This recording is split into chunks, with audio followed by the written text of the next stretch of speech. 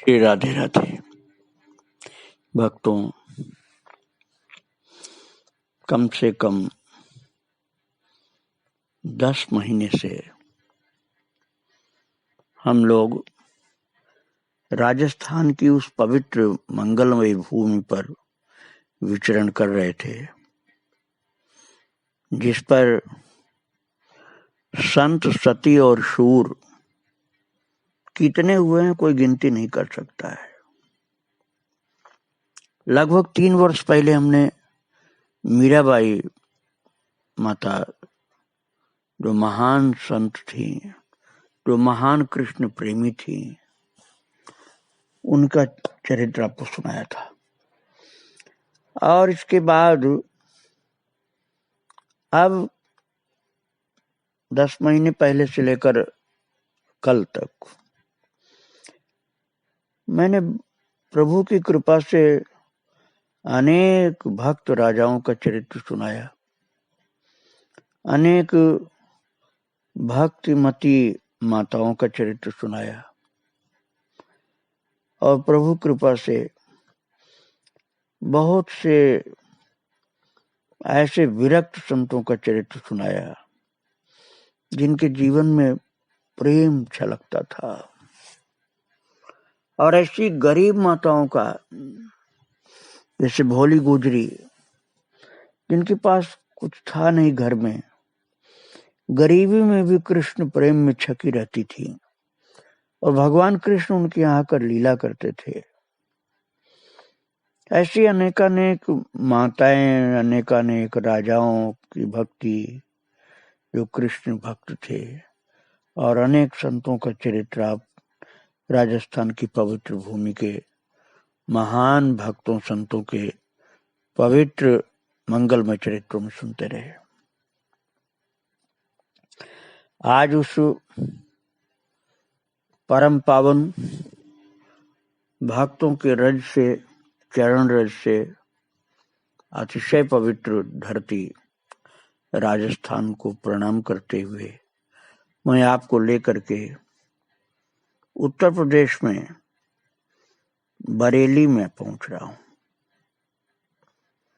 यहां पर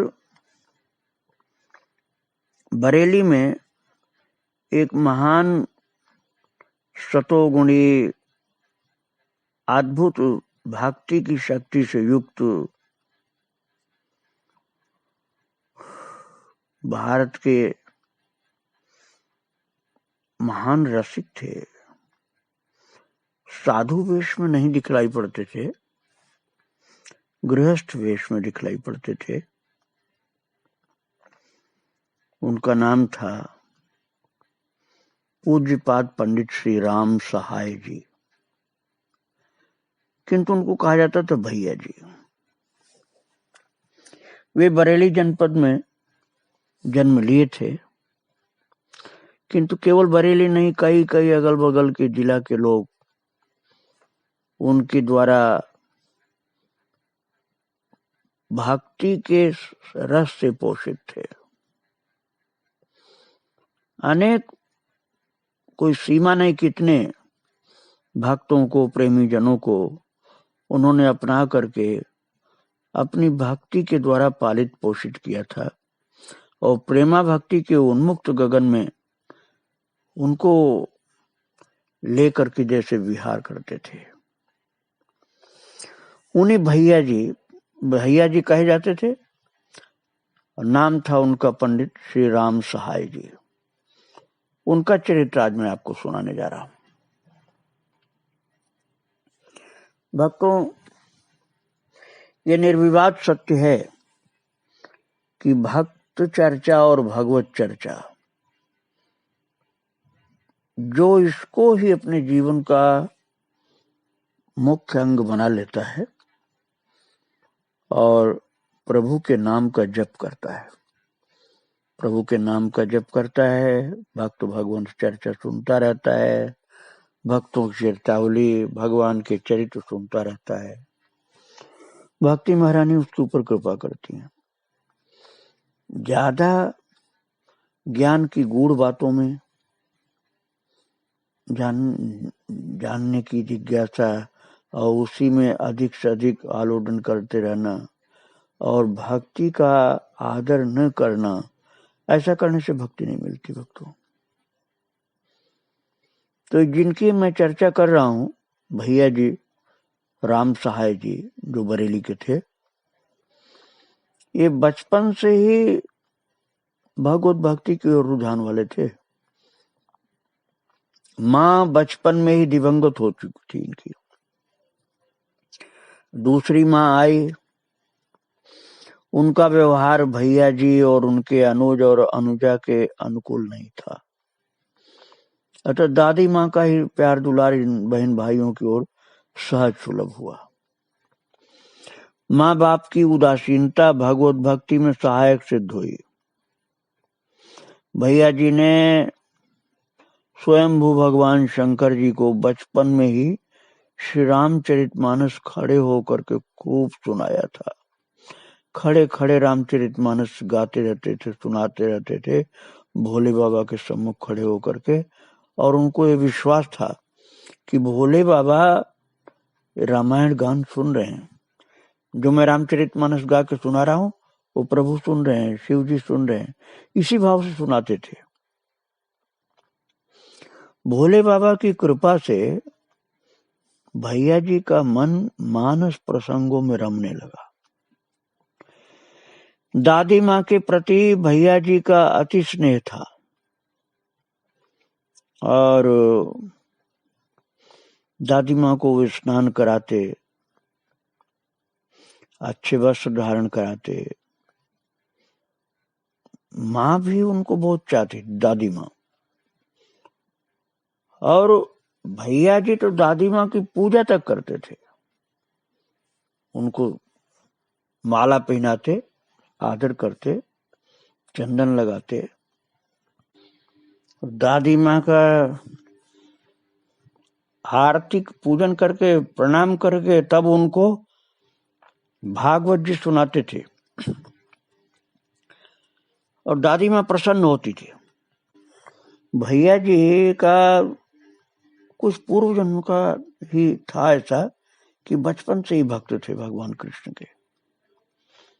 दादी माँ को बड़े आदर से बैठा कर तब भागवत सुनाया करते थे घर में।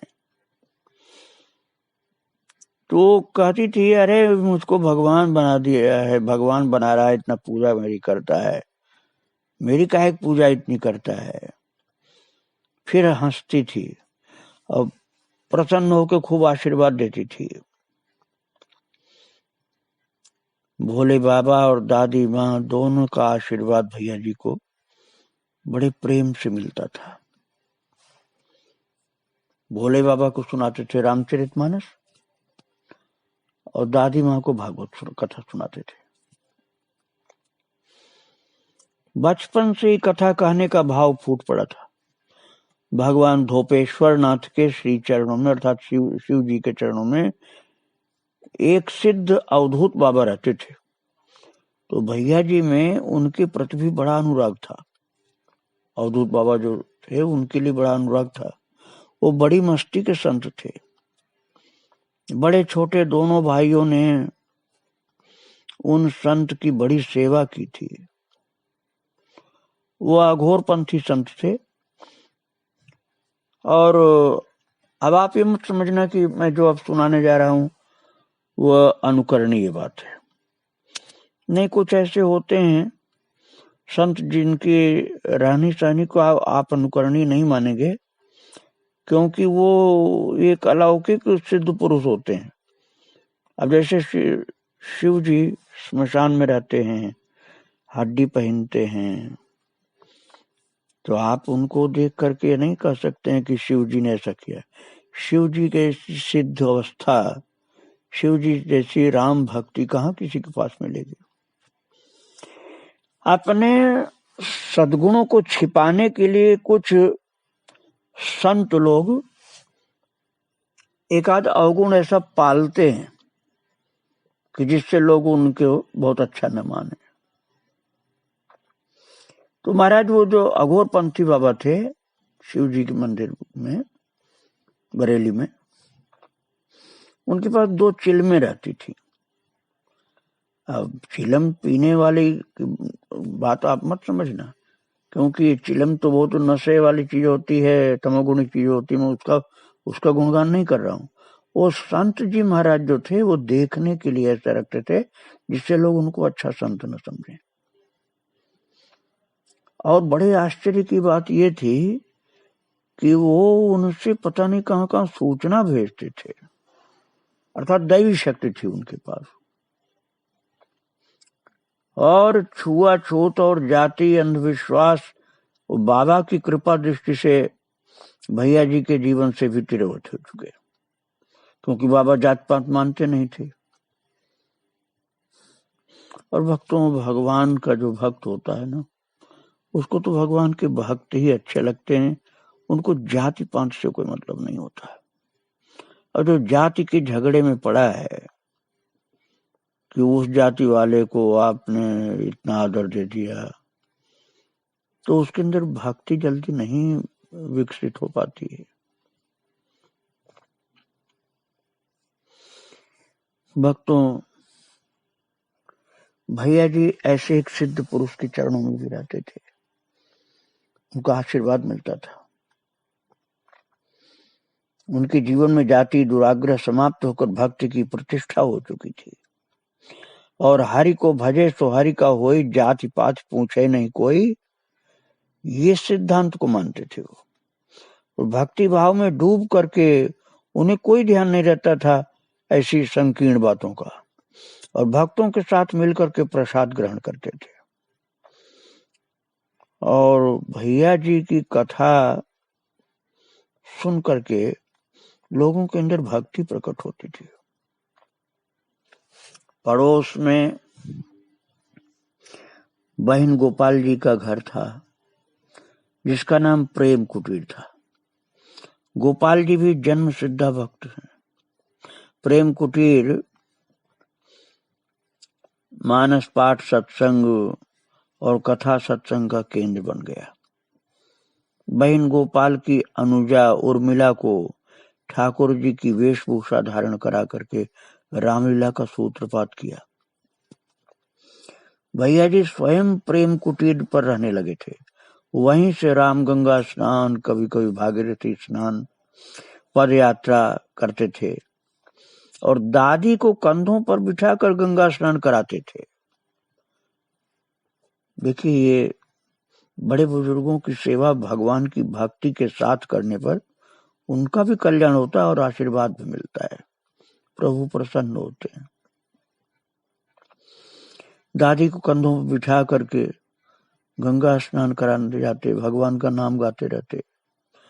और पर्वत प्रदेशों में मुक्तेश्वर जी के तथा दुर्गा जी के दर्शनार्थ कई बार यात्राएं की, और वहां 15-15 दिन तक रह करके भगवान कृष्ण की भक्ति के गीत गाते थे, भागवत कथा सुनाते थे।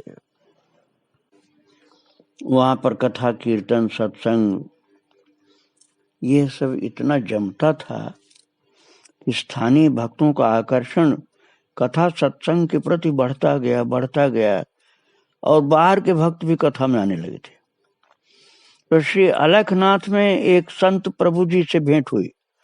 उन दिनों श्री चैतन्य महाप्रभु के चरित्र की कथा का प्रसंग चल रहा था। प्रभु जी गोरे और प्रभावी संत थे, तो उनमें श्रीमन चैतन्य महाप्रभु की भावना से भावित होकर के उन्हें महाप्रभु प्रभु जी कहने लगे। उसी प्रकार उनका आदर करते थे। प्रेम कुटीर से ही बरेली नगर में कई स्थानों पर हाथी वाली मैया के यहाँ, लाइन पार भी श्री मदन लाल जी के यहाँ, श्री सत्य प्रकाश जी एवं सरला जी के यहाँ सत्संगों के आयोजन भैया जी के होने लगे।